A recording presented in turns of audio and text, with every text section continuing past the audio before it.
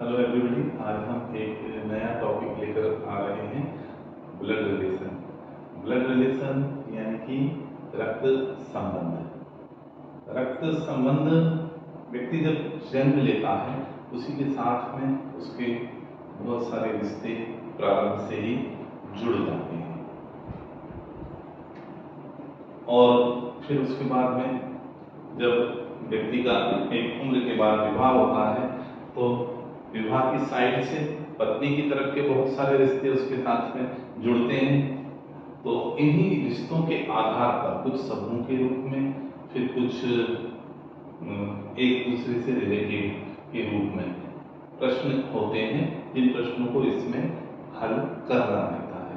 इन प्रश्नों को हम एक डायग्राम बनाकर उस तरह से यदि हल करेंगे तो वह बहुत स्पष्ट रूप से अच्छे से हो जाता है।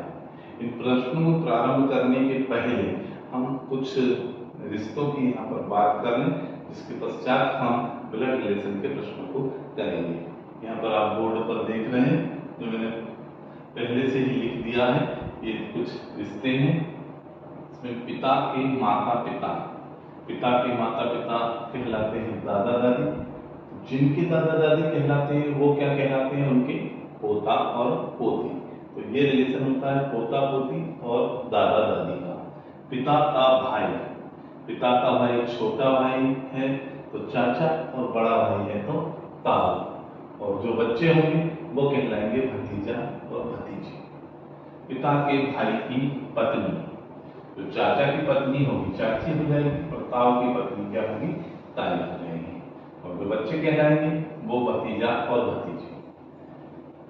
पिता की बहन, पिता की बहन क्या कहलाती है? बच्चों की बुआ। और बच्चे बुआ के क्या कहलाएंगे? भतीजा और भतीजी। पिता की बहन का पति, पिता की बहन का पति कहलाएगा फूफा। और जिनका फूफा कहलाएगा वो उसके क्या कहलाएंगे? भतीजा और भतीजी। पिता के भाई का पुत्र पुत्री, पिता के भाई के पुत्र पुत्री कौन होंगे? दो सगे भाई हैं, उनके जो बच्चे होंगे वो चचेरे भाई बहन होंगे। इधर से भी और वहां से भी दोनों भाइयों के जो बच्चे होंगे वो आपस में चचेरे भाई होंगे। पिता की बहन के पुत्र पुत्री, पिता की बहन के पुत्र पुत्री क्या कहलाएंगे? फुफेरे भाई हैं। और किनके फुफेरे भाई कहलाएंगे? ममेरा भाई, क्योंकि मामा का रिश्ता रहेगा उधर, तो वो कहलाएंगे ममेरे भाई हैं। इस तरह कहलाएंगे फुफेरे भाई हैं। माता के माता पिता, माता के माता पिता बच्चों के क्या कहलाते हैं? नाना नानी। और बच्चे क्या कहलाते हैं? उनके नाती और नाती। माता का भाई, माता का भाई बच्चों का होगा मामा, और बच्चे क्या कहलाएंगे? उनके भांजा और भांजी। माता के भाई की पत्नी, माता के भाई की पत्नी होगी बच्चों की मामी, और बच्चे कहलाएंगे भांजा और भांजी। माता की बहन, माता की बहन उनके बच्चों की क्या कहलाएगी? मौसी, और वो बच्चे कहलाएंगे भांजे और भांजी। माता की बहन का पति, माता की बहन का पति कहलाएगा मौसा, और ये बच्चे जो कहलाएंगे भांजा और भांजी। माता के भाई के पुत्र पुत्री, माता के भाई के पुत्र पुत्री ममेरा है, और ये इधर से फुफेरा। ये जो ऊपर देखा था ना पिता की बहन का, तो यहाँ फुफेरा और यहाँ ममेरा। यहाँ पर ममेरा हो जाएगा और यहाँ पर फुफेरा हो जाएगा। माता की बहन के पुत्र पुत्री, दो बहनों के पुत्र पुत्री क्या होंगे? आपस में मौसेरे भाई बहन होंगे। बड़े भाई की पत्नी, बड़े भाई की पत्नी छोटे भाई, छोटा भाई क्या होगा? उसका देवर, और देवर की क्या होगी? उसकी भाभी। इसी प्रकार नेक्स्ट हम देखेंगे छोटे भाई की पत्नी। छोटे भाई की पत्नी क्या होगी? भाई बहू। और किसकी हुई? वह उसके क्या कहलाएंगे? जेठ कहलाएंगे। भाई का पुत्र, भाई का पुत्र भतीजा भतीजी। और रिलेशन किसके साथ बनेगा? चाचा और ताऊ के साथ बनेगा। बहन का पति, छोटी बहन है तो बहनोई, बड़ी बहन है तो जीजा, और जीजा का उससे क्या संबंध होगा? साला। जीजा बहनोई का संबंध सारा साला के जीजा बहन की बस। बहन का पुत्र, बहन के पुत्र क्या होंगे? भांजा और भांजी। भांजा भांजी क्या बोलेंगे? मामा और मौसी। पत्नी के माता पिता, पत्नी के माता पिता क्या कहलाएंगे? सास ससुर। और सास ससुर का वह क्या होगा? दामाद होगा। पत्नी का भाई, पत्नी का भाई होगा साला, और साले का क्या संबंध होगा उनके साथ में? जीजा, या छोटा है तो बहनोई।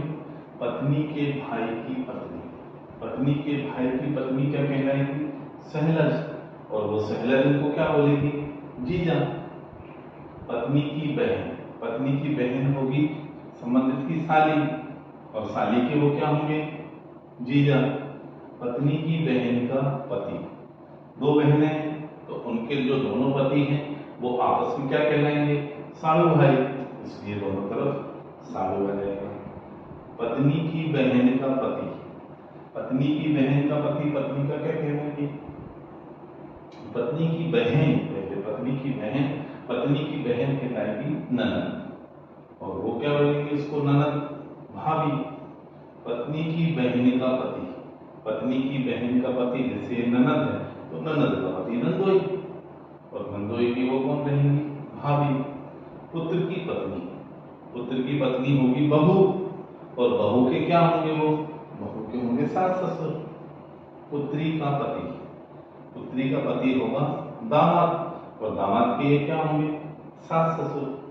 पुत्र पुत्री के सास ससुर, पुत्र पुत्री के सास ससुर क्या कहलाएंगे? संधि और संबंध। तो दोनों तरफ के रिलेशन में जिनके पुत्री लड़की के साइड वालों के माता पिता और लड़के के साइड वालों के माता पिता, उनका आपस में रिलेशन होगा संधि और संबंध। यहाँ पर हमने इसी प्रकार के विभिन्न तरह के रिलेशंस देखे थे, इसके आधार पर प्रश्न बनेंगे, तो ये देखना हमको आवश्यक है। इसके साथ ही यह देखना रहता है कि जैसे जो रिलेशन है, मामा भांजा पिता पुत्र आदि के जो संबंध आते हैं, तो जो प्रश्न आता है उसमें जो शब्द होते हैं या तो से या का, तो यह ध्यान रखना है कि कौन से शब्द का प्रयोग किया है, तभी सही उत्तर दीजिएगा। जैसे एग्जांपल के लिए विजय का मनीष से क्या संबंध है? ठीक है, विजय का मनीष से क्या संबंध है? और यदि ऐसा पूछा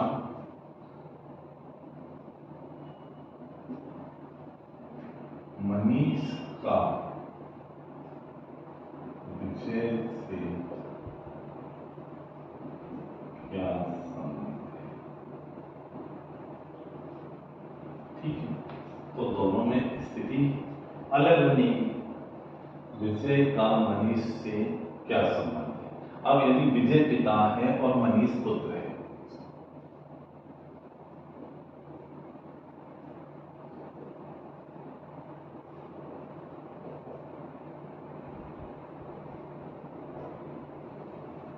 तो विजय का मनीष से क्या संबंध है?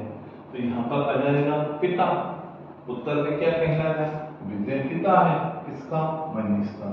और ऐसा पूछ लिया मनीष का विजय से क्या संबंध है, तो मनीष क्या है? किसका पुत्र है। तो का और से और इस तरह से जो है, तो उसमें ध्यान रख के उत्तर देना है। अब जैसे उसी प्रकार से प्रश्नों को ध्यान से पढ़ के देना है। अभी जैसे क्वेश्चन पूछ लिया, ए बी की संतान है। अब यहां पर जेंडर क्लियर नहीं है, ए क्या हो सकता है? ए मेल भी हो सकता है और ए फीमेल भी हो सकता है, तो पुत्र भी हो सकता है और पुत्र भी हो सकता है। बी की संतान है, अब बी में भी क्या है? पिता भी हो सकता है और माता भी हो सकता है, दोनों की स्थिति में है। तो इस तरह के जब प्रश्न आते हैं तो हमको उनको ध्यान से देखना पड़ेगा, ध्यान से देखकर यदि हम तुरंत में कोई टिक लगा देंगे, उसके आगे जो इंफॉर्मेशन दी हुई होगी उस इंफॉर्मेशन को देखकर ही हम प्रश्न को अच्छे से हल कर सकेंगे। कुल मिलाकर यही है कि ब्लड रिलेशन प्रश्न है, जब हम अभी कुछ क्वेश्चन हल करेंगे तो उनका जब आप डायग्राम बनाएंगे और उनको हल करेंगे तो आपको काफी इजी रहेगा। इसके अलावा जो कुछ प्रश्न होते हैं,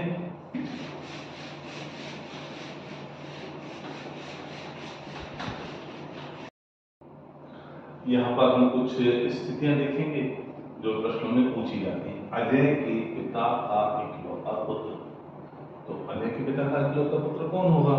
तो अजय के पिता का इकलौता पुत्र होगा स्वयं अजय। प्रश्न में दिया होगा अजय के पिता का इकलौता, तो अजय के पिता का इकलौता पुत्र स्वयं अजय। नीलम की माता की इकलौती पुत्री, तो नीलम की माता की इकलौती पुत्री कौन होगी? नीलम की माता की इकलौती पुत्री स्वयं नीलम।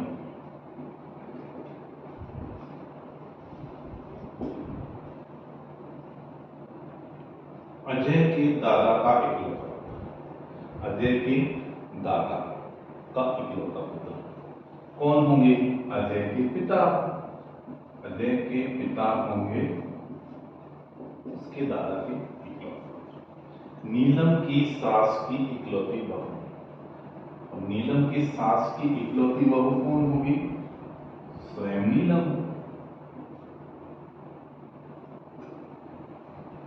इसी तरह से नीलम के नाना की इकलौती पुत्री, और नाना की इकलौती पुत्री कौन होगी? नीलम की माता।